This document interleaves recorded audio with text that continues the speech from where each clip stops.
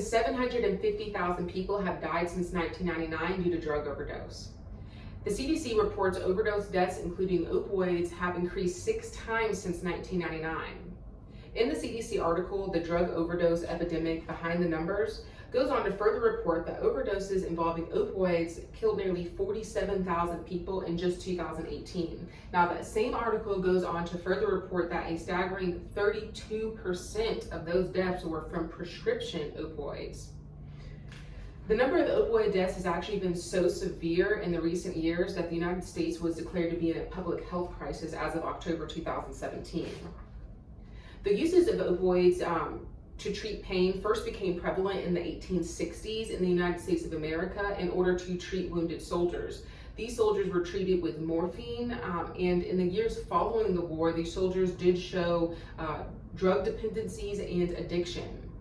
Opioids are a class of drug that include the illegal heroin as well as synthetic, semi-synthetic, and natural opioids, including fentanyl, methadone, oxycodone, hydrocodone, hydromorphone, oxymorphone, morphine, and codeine. I will be discussing with you today various facts and statistics that I have researched about opioid usage. These sources will provide a basic understanding of opioid usage in America.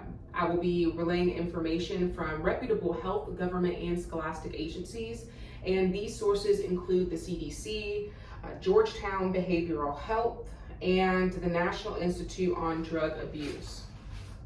Addiction can happen to anyone. Most cases of opioid addiction does not stem from hard or illicit drugs such as heroin. Most people have their addiction to opioids in the form of prescriptive opioids prescribed to them legally from their doctor. In the article, The Origin and Causes of the Opioid Epidemic, Georgetown's Behavioral Health Institute reports that as of 2017, an average of 91 people died a day due to opioid usage and overdose. My specific purpose is to persuade my audience that using opioids is harmful to society. Today, I want to go over 3 different topics in order to help persuade you. These topics are opioid usage and risk, the American opioid epidemic, and cost of opioids. I'm going to try and keep it simple today. There is a lot of information out there on this topic, but if you need any more in-depth information, please refer to my sources. Let's go ahead and get started with the basics. Opioids are a class of drug that are used to reduce pain by binding to the opioid receptors in our brains and spines. They are prescribed for the treatment of multiple and diverse chronic painful conditions, and their use for acute pain or terminal pain is well accepted. However, their role in the long-term treatment of chronic non-cancer pain is very controversial for many reasons. The CDC records overdose death waves, and the first wave began with increased prescribing of opioids in the 1990s. The second wave began in 2010 with the increase in overdose deaths involving heroin.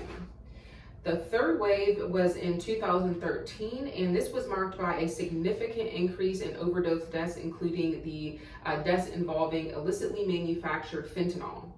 Now, the market for illicitly manufactured fentanyl is ever changing, and it is found in combination with heroin, counterfeit pills, and cocaine. It is important to carefully consider the risk of using prescription opioids alongside their benefits.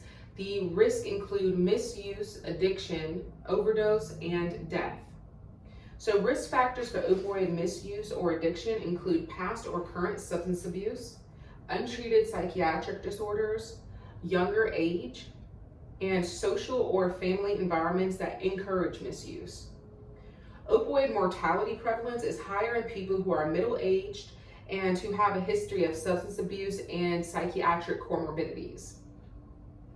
The American opioid epidemic. In the late 1990s, pharmaceutical companies reassured the medical community that their patients would not become addicted to the opioid pain relievers, and healthcare providers began to prescribe them at a really exponentially growing rate, at really great rates.